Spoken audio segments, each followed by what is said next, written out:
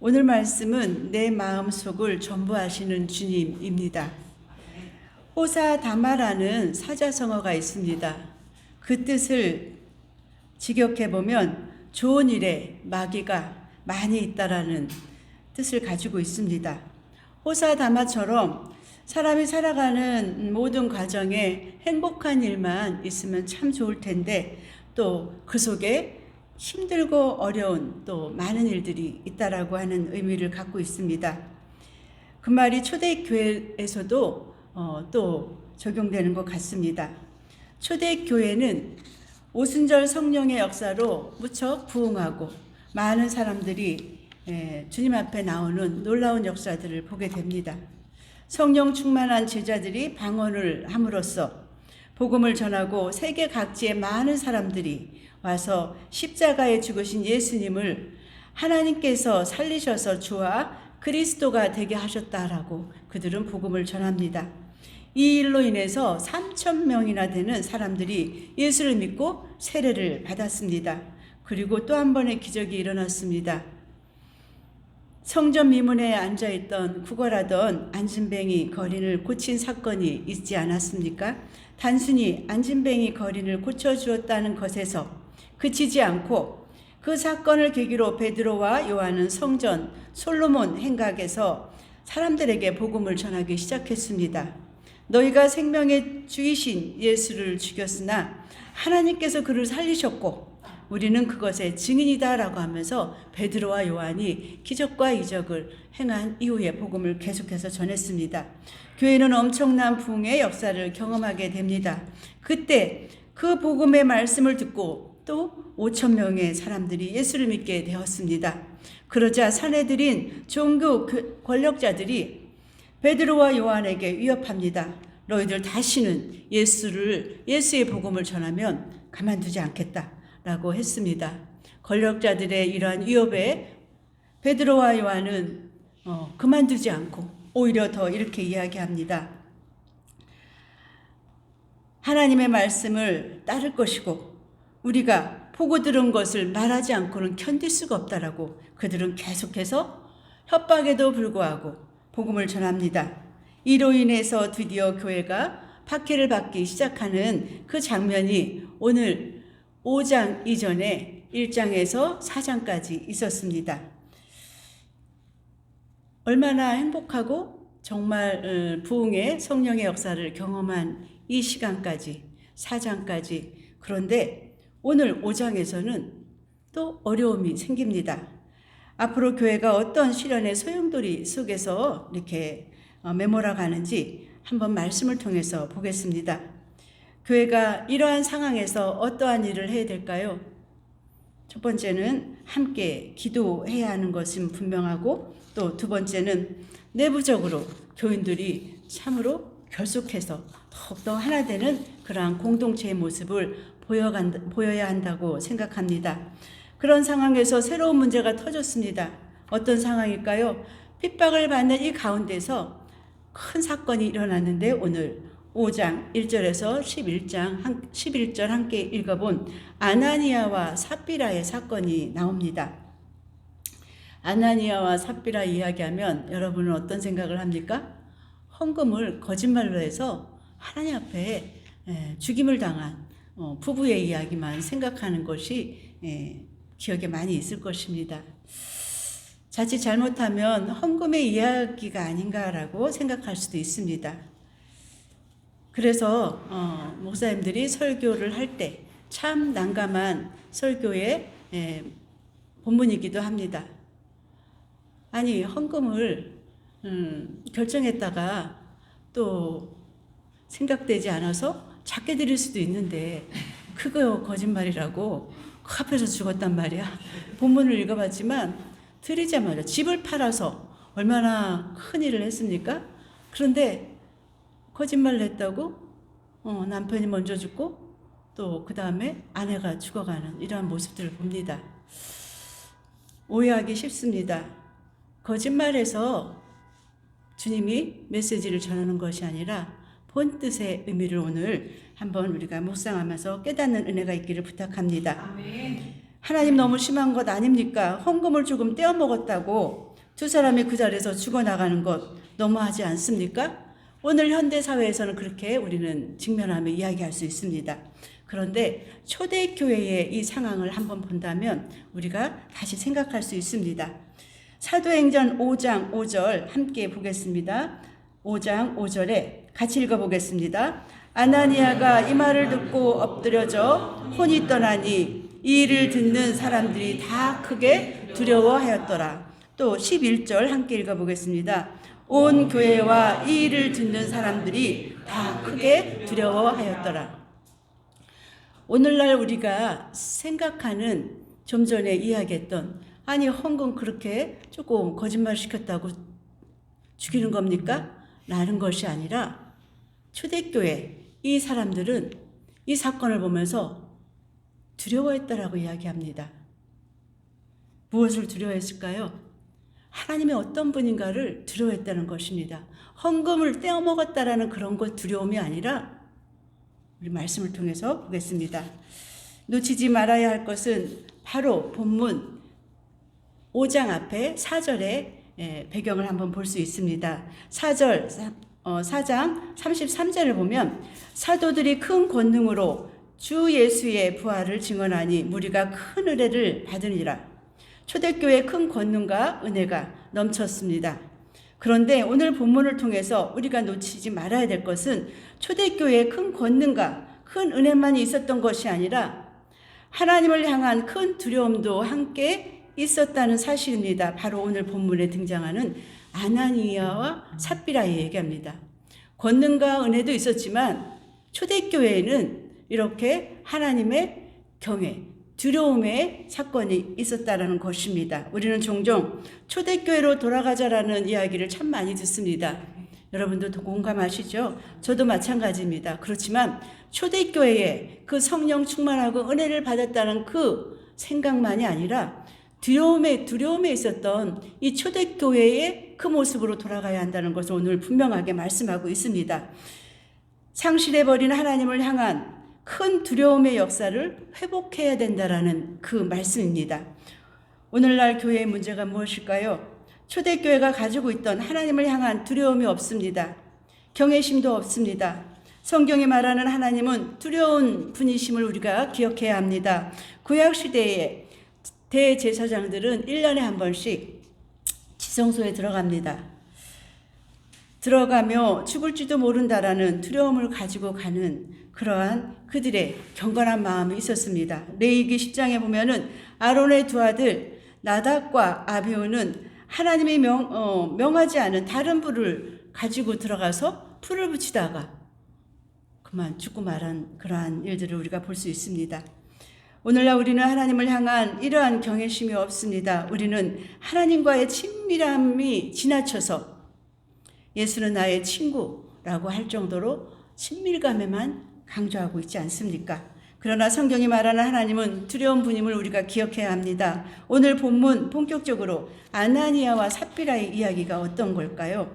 아나니아와 삽비라의 이들의 문제는 무엇입니까? 겉으로 보면은 헌금의 일부를 떼어먹은 것 같은 거짓말한 것 같은 문제만 보일 수 있습니다. 그러나 그것은 절대로 핵심의 내용이 아닙니다. 그보다 훨씬 더 중요한 문제가 있습니다. 이들이 왜 헌금을 하게 되었을까요? 4장 32절을 보면 믿는 무리가 한 마음과 한 뜻이 되어 모든 물건을 서로 통용하고 자기 재물을 조금이라도 자기 것이라 하는 이가 하나도 없더라. 무슨 말씀일까요? 초대교회인들은 힘들고 어려운 이웃들에게 자신의 재산을 팔아서라도 같이 나누는 공동체의 이러한 생활을 했습니다. 또 4장 34절에 보면은 그 중에 가난한 사람이 없으니 이는 밭과 집 있는 자는 팔아 그 판 것의 값을 가져다가 사도들의 발 아래 두고 각 사람들의 필요에 따라 나누어 주었기 때문이라고 말씀하고 있습니다. 초대교회는 이렇게 모든 것을 나누며 살았습니다. 그런데 아나니아와 삽비라가 갑자기 헌금을 하게 되는 순간이 생깁니다. 왜 그럴까요? 4장 36절을 제가 읽어보겠습니다. 구브로에서 난 레위족 사람이 있으니 이름은 요셉이라. 사도들이 일컬어 바나바라 번역하면 위로의 아들이라 하니 그가 밭이 있음에 팔아 그 값을 가지고 사도들의 발 앞에 두니라. 바나바는 바울의 함께 동역자였던 아주 신실한 자를 말합니다. 여기서 보니까 바나바를 요셉이라는, 본명은 요셉이라는 말씀입니다. 바나바가 자신의 밭을 팔아 헌금을 하자 초대교회에 큰 칭찬을 받습니다. 이때 아나니아와 삽비라가 그것을 보고 결심합니다. 우리도 헌금 한번 해볼까? 왜요? 바나바의 칭찬받는 그 모습이 너무 부러워서. 이들은 하나님을 사랑해서 헌금을 한 것이 아니라 칭찬과 영광이 탐욕이 생겨서 그들은 헌금을 하기로 결정을 한 것입니다. 그리고 일부는 감추고 마치 전부를 바친 것처럼 거짓말을 했습니다. 이들의 행동은 단순히 돈에 대한 탐심이 아니라 명예에 대한 탐심이 가득했기 때문입니다. 그들의 헌금의 동기는 순수하지 않았고 하나님을 속이려는 의도가 있었습니다. 하나님은 오늘 본문을 통해서 우리에게 물으십니다. 너의 헌신의 동기는 무엇인가? 사랑하는 성도 여러분, 여러분의 헌신의 동기는 무엇입니까? 우리는 하나님을 속일 수 없습니다. 하나님은 우리의 마음속 깊은 곳까지 다 알고 계신 분입니다. 초대교회는 아나니아와 삽비라 사건 이후에 큰 두려움에 경험하고 두려움 이후에 교회는 더 큰 권능을 얻게 되는 것을 우리가 볼 수 있습니다. 초대교회에 있었던 하나님의 두려움과 능력이 오늘 우리 교회에도 임하기를 간절히 소망합니다. 아멘. 그것이 무엇일까요? 마태복음 6장 1절에 보면은 사람에게 보이려고 그들 앞에 너의 의를 행하지 않도록 주의하라. 하나님께서 말씀하십니다. 이 말씀 역시 아나니아와 삽비라에게 해당되는 말씀 아닐까요? 그들은 사람에게 보이려고 헌금을 하기로 결정하기 때문입니다. 이제 오늘 말씀을 통해서 우리를 돌아보기를 원합니다. 오늘 우리를 점검하십시오. 하나님은 오늘 본문을 통해서 나에게 물으십니다. 너의 헌신의 동기가 무엇이고 너의 동기는 아나니아와 삽비라와 얼마나 다른가? 라고 우리에게 묻습니다. 교회에서 열심히 섬기는 것은 좋지만 왜 섬기느냐는 말씀입니다. 스스로에게 질문을 던져야 합니다.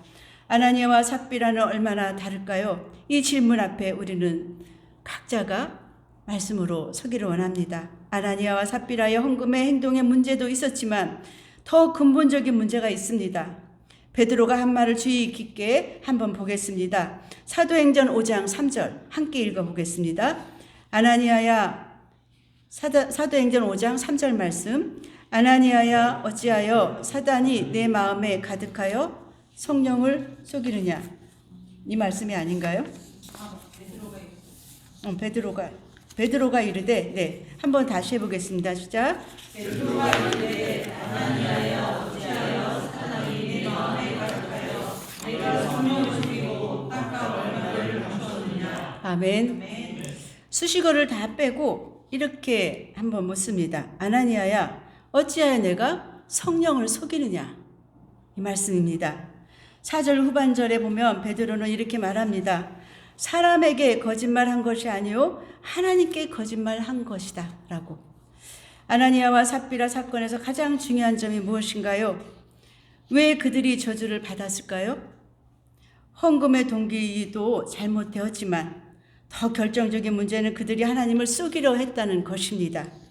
더 정확히 말하면 그들은 자신들이 하나님을 속일 수 있다라고 생각했다는 그 사실입니다. 그들은 먼저 자신들의 양심을 속였고 또 어렵지 않게 얼마 지나지 않아 교회의 사람들을 속일 수 있었습니다. 그것도 얼마 어려운 일이 아니었습니다. 하지만 문제는 하나님을 속이는 행위는 연결되지 않은 것입니다. 이들의 문제는 하나님과의 문제였습니다. 그들은 자신들이 하나님을 속일 수 있다는 존재라고 여겼던 사실을 우리가 볼 수 있지 않습니까? 그러나 오늘 사건을 통해서 하나님은 알려주십니다. 우리는 하나님을 속일 수 없습니다. 아멘. 하나님은 우리의 마음속 깊이 어느 곳에서든지 다 알고 계신다는 분입니다. 내 마음속 전부를 우리가 주님께 숨길 것은 하나도 없습니다. 시편 139편에 보면은 이런 고백이 있습니다. 여호와여, 주께서 나를 감찰하시고 아셨나이다. 주께서 나의 안고 일어서심을 아시며 멀리서도 나의 생각을 통촉하시오며 나의 길과 눕는 것을 감찰하시며 나의 모든 행위를 익히 아시오니 여호와여, 내 혀의 말을 알지 못하시는 것이 하나도 없으시니이다. 내가 주의 신을 떠나 어디로 가며 주의 앞에서 어디로 피하리까? 아멘. 하나님이 어떤 분이신가요? 하나님은 우리의 모든 것들을 아시고 우리의 마음속 깊은 곳까지 다 아시는 분이라는 것을 우리가 기억해야 합니다. 우리는 절대로 하나님을 속일 수 없습니다. 깨닫는 저와 여러분 되기를 부탁합니다. 오늘 본문에서 아나니아와 삽비라 부부의 개인적인 이러한 일탈 사건뿐만 아니라 또 말씀하고 있습니다. 진짜 중요한 포인트는 무엇인가 하면 아나니아를 통해서 사단의 계획이 있다는 것입니다. 베드로가 3절에서 이렇게 말합니다. 3절 함께 읽어보겠습니다. 베드로가 이르되 아나니아여, 어찌하여 사탄이 내 마음에 가득하여 내가 주는 못이고 딱딱 얼마를 주셨느냐. 아멘. 이 사건의 배후에 사단이 역사한 것입니다. 사단의 계략과 아나니아와 삽비라의 그 마음이 탐심이 만난 것입니다. 겉으로 보면 아나니아와 삽비라의 개인적인 일탈 행위 같지만 근본적으로 사단이 그들의 생각 속에 들어간 것입니다. 바나바가 큰 헌금을 한 뒤에 교회의 지도자가 되었습니다. 이제 사단은 성령과 믿음에 충만한 사람이 아니라 그 속에 탐심이 가득한 아나니아와 삽비라의 생각 속에 들어간 것입니다. 사단의 노림수가 아닐까요? 사단은 영적으로 타락한 자를 교회의 지도자로 세우려는 전략이 있습니다. 사단의 전략을 이해할 때 우리는 비로소 왜 하나님께서 이 사건을 그토록 심각하게 다루셨는지 볼 수 있습니다. 이는 교회의 생명력이 걸린 문제이기 때문입니다. 생각해 보십시오. 만약 아나니아와 삽비라가 헌금을 냈는데 아무도 그 동기를 몰랐다면, 사단의 노림수도 아무도 눈치채지 못했다면 어떻게 되었을까요? 베드로가 성령 충만하지 않았다면 이것을 간과할 수밖에 없었을 거라고 생각합니다. 그런데 베드로는 아나니아와 삽비라를 반갑게 맞이하지 않았습니다. 어떻게 이렇게 헌금을, 일반적으로 만약에 교회에서 헌금을 많이 하면 어떻게 이렇게 많은 헌금을 했을까? 참으로 칭찬하고 또 거기에 대해서 대단하다고 많은 이야기를 할 수 있지 않겠습니까? 교회에서도 이 사실이 알려질 수 있습니다. 아나니아 삽비라 역시 그때 칭송을 받을 수 있는 모든 환경이 아니겠습니까? 하지만 이들은 영적 기회가 이들에게 만들어졌다면 큰일 날 일이 아니겠습니까? 성령이 아니라 악령이 충만한 이들에게 엄청난 문제가 발생하기 시작한다고 볼 수 있습니다. 만약 이런 사람들이 교회의 지도자가 된다면 교회는 어떻게 될까요? 베드로가 영으로 깨어서 아나니아와 삽비라의 그 마음을 알았기에 분명하게 지적하고 그들을 책망하였지만, 오늘날 한국 교회의 문제가 무엇입니까? 저와 같은 목자들의 문제가 있다고 생각합니다. 베드로와 같이 영적으로 깨어서 성도를 온전하게 바라보지 못하는 안타까운 한국교회의 목회자들, 교육자들이 깨어 주를 바라봐야 되는 그러한 시간이라고 저는 생각합니다. 아나니아와 삽비라의 사실 전 재산을 바친 게 아니라, 그런데도 조금 떼어서 하나님께 바쳤다라고 그렇게 둘러서 그냥 대충 넘어간다면, 나중에 아나니아와 삽비라가 그들의 지도자 자리에 있을 때 이 소문이 다시 원래대로의 그 본질을 교인들이 안다면 엄청난 교회의 파장을 일으키는 힘든 상황을 맞이할 수밖에 없는 상황입니다. 아나니아와 삽비라에게 이런 무서운 일이 벌어질 수 있었기 때문에 초대교회의 큰 두려움으로 이 말씀을 그들이 받을 수밖에 없었습니다. 하나님은 살아계신 분이고 하나님은 우리와 함께 하시는 분임을 기억해야 합니다. 초대교회 성도들은 더 두려운 마음으로 하나님께 헌금을 하지 않겠습니까? 자신의 동기, 헌신의 동기를 거듭 생각하면서 하나님께 이제는 아나니아와 삽비라의 그러한 마음이 아니라 온전한 두려움으로 예배하고 헌금하는 그들의 모습이 되지 않았을까 생각합니다. 사도행전 5장 12절을 보면 사도들의 손을 통해 민간에게 표적과 기사가 많이 일어났다고 합니다. 11절까지 두려움에 있었던 이 모든 것들을 잘 극복하고 나니 이제 다시 하나님의 역사하심이 이루어졌다라고 이야기합니다. 표적과 기사가 많이 일어났다고 이야기합니다. 할렐루야. 사탄이 교회를 흔들려는 시도가 차단된 후에 교회의 순수성이 다시 보존되고 교회를 통해 더 큰 권능이 일어나는 것을 볼 수 있습니다. 사랑하는 성도 여러분, 이러한 과정들을 보면서 초대교회 담임 목사였던 베드로의 존재가 얼마나 큰 역할을 했는지 우리는 볼 수 있습니다. 베드로는 성령 충만했기 때문에 아나니아와 삽비라의 성령을 속이는 것을 볼 수 있었습니다. 또 오늘날 하나님의 능력이 나타나지 않는 이유는 바로 이러한 먼저도 얘기했지만 교육자들의 많은 영적으로 깨어있지 않는 이러한 상황에서 일들이 벌어지지 않았나 생각합니다. 또 한 가지 여기서 우리가 기억해야 할 것이 있습니다. 부부가 너무 금슬이 좋아도 안 되겠구나.